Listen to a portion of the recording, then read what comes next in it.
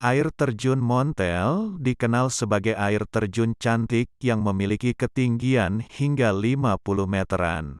Air terjun ini memiliki debit air yang sangat deras, terutama di saat musim hujan.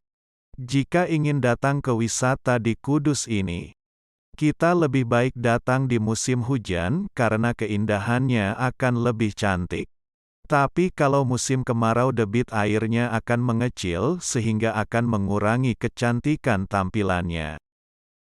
Penampilan dari air terjun ini juga terlihat eksotis karena bagian tebingnya ini berwarna coklat kehitaman dengan tanaman rambat dan pohon-pohon yang mengelilinginya.